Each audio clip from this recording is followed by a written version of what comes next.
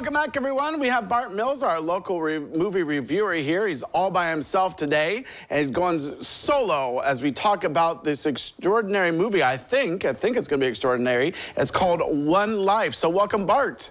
Good morning. Yes, my beloved wife is out of business this morning. She's actually doing work. And so she left this to me on my own, which is for the best, frankly, because it's a bit of a wrecking ball of a movie, and she probably would not have recovered yet from having watched it. This is One Life. This is the story of Sir Nicholas Winton. He is a British man, actually born in Germany, but raised in Great Britain before the war, World War II. And he is best known for having actually saved 669 Czechoslovakian children when Germany was invading Prague. And this is one of those things that these stories, there were so many stories out of World War II of both horrible and great actions. And so Sir Nicholas lived most of his life, nobody really knowing that he did this. I mean, it was in public record, but nobody really talked about it. It sort of got out of the public eye. And then in the 80s, a game show, or basically a Lifetime show over there, discovered the story and brought him on live TV and unveiled that not only was one of the people that he had saved in the room as an adult, but an entire studio audience full of people that he had saved. And it's not a spoiler because this is in the trailer, but this is when Great Britain sort of blew up and found out what this man had done. And so he was later knighted and all sorts of great stuff. So this is his story. Right. So this is really based on a true story, correct? This is a true story. Yeah, absolutely. It's a true story. And this goes back, the movie takes us back to the actual days when he was a younger man doing the work, and then it bounces back to his adult life. And the sort of the best parts of this movie are when of course, it's Anthony Hopkins plays him as an adult. So that's a big plus. But the best parts of this movie are watching him as an old man sort of come to terms with the fact that he's been haunted his entire life, not by the heroic act he did, but by the children he couldn't save.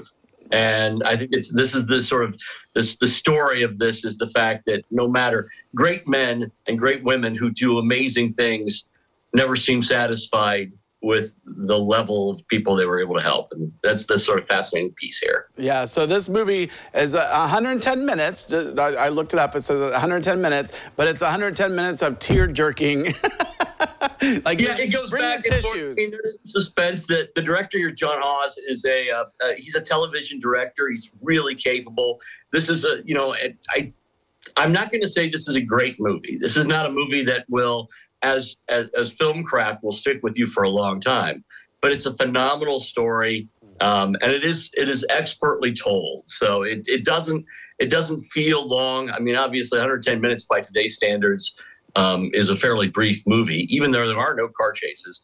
There are certainly moments of tension, but for the most part, it's a build up to the finale and the feel-good nature of this movie, despite the because of the heroic efforts of this man. Right. I have to say that I do like Anthony Hopkins a lot. I think he's a wonderful actor. But I'm going to ask you, is this going to be in the theaters, or is this now streaming, or both?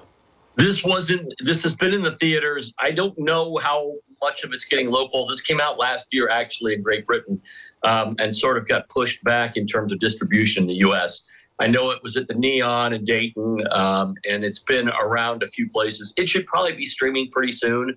But if you see it in one of the small theaters, I'd recommend, this is fine for home viewing. It doesn't need a big screen. There are no explosions or car chases or anything that require, Dolby Atmos sound, but it's a nice, intimate movie. All right. And Rotten Tomatoes, our favorite website, it gave it an 86% approval rating. So what do you think? I think that's pretty close. I mean, I'd say that, like I said, it's not a great movie in terms of the craft, but it is a phenomenal story, and it is a lovely movie to watch at home with your family. And really, frankly, again, it's important. As we move along, we're seeing more of these movies all of a sudden about the Holocaust, in part as a response to, I think, some denial, but also because we are losing that generation of people who were there can tell the story directly. And when we lose that generation, the story sometimes loses its power. So it's important for us to continue to tell and watch and support these stories, because we could be in a situation quicker than we think where we're repeating the history. Right, right. So big question here, thumbs up, thumbs down, thumbs sideways? It's a thumbs up. It's definitely worth a watch. All right, that's what I figured. I thought you were going to say that. Well, Bart Mills, thank you so much for coming today. I appreciate it.